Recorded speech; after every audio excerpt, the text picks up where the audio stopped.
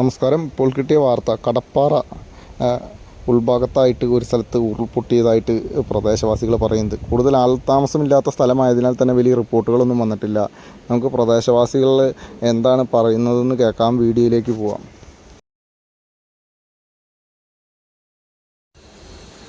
ഇന്നലെ ഉച്ചയ്ക്ക് മുൻപായിട്ട് പകല് കടപ്പാറ കടമപ്പുഴയ്ക്ക് മേളിലേക്ക് പോകുന്ന കടപ്പാറയ്ക്കടുത്തുള്ള മേമല ഭാഗത്ത് ഒരു വൻ ഉരുൾ പൊട്ടിയിട്ടുണ്ട്.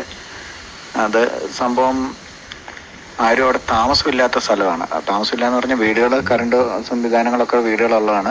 പക്ഷേ ഈ അടമഴയൊക്കെ ആയതുകൊണ്ട് ആ വീടുകളിലൊന്നും ആൾതാമസം ഉണ്ടായിരുന്നില്ല. അവർ വന്നും പോയി നിൽക്കുന്ന സ്ഥലങ്ങളായിരുന്നു. അതുകൊണ്ട് ഉടമസ്ഥർ പോലും ഇപ്പം നിലവിൽ ആ സ്ഥലങ്ങൾ ഇങ്ങനെ സംഭവിച്ചു എന്ന് അറിഞ്ഞിട്ടില്ല. ഇന്ന് രാവിലെ കറണ്ട് എവിടെയാണ് മുടങ്ങി കിടക്കുന്നതെന്ന് അറിയാൻ വേണ്ടി അതിന് മേൽഭാഗത്ത് താമസിക്കുന്നവർ ഇറങ്ങി വന്ന് നോക്കിയപ്പോഴാണ് ഇങ്ങനെ രണ്ട് വീടിരുന്ന സ്ഥലവും അവിടെ എല്ലാം ആകെ താഴത്തേക്ക് കൃഷിഭൂമിയാണ് പോയിരിക്കുന്നത്.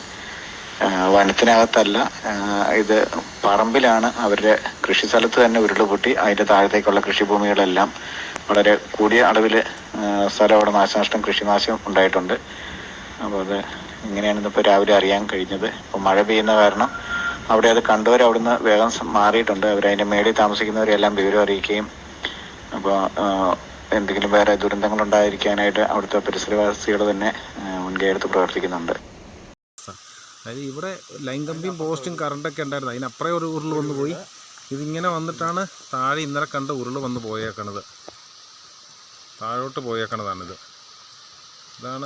ഇതൊരു വീടിൻ്റെ സ്ഥലമാണ്. ആ വീടിൻ്റെ സ്ഥലം ഒന്നുമില്ല. ഒരു ശകലം പോലും വീടായിട്ട് ഒന്നും മനസ്സിലാകാനൊന്നുമില്ല. ദാമോദരൻ ചേട്ടൻ താമസിച്ചുകൊണ്ടിരുന്നതാണ്, സുരാജിൻ്റെയൊക്കെ അമ്മായിപ്പന്. ഇവിടുന്നാണ് ഇത് സ്റ്റാർട്ടിങ്. അങ്ങ് മലയിൽ നിന്നാണ് ഇത് സ്റ്റാർട്ടിങ്. ഇതാണ് വേറൊരു പഴയ വീട്, ജിമ്മിച്ചേട്ടൻ താമസിച്ചിരുന്ന പഴയ വീടിൻ്റെ ഭാഗമാണ്.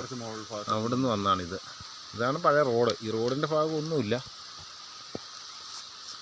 ഞങ്ങൾ രണ്ടാളുകളും ഒന്ന് നോക്കാൻ വേണ്ടി വന്നതാണ്. വന്നപ്പോഴാണ് ഇതെല്ലാം കാണുന്നത്.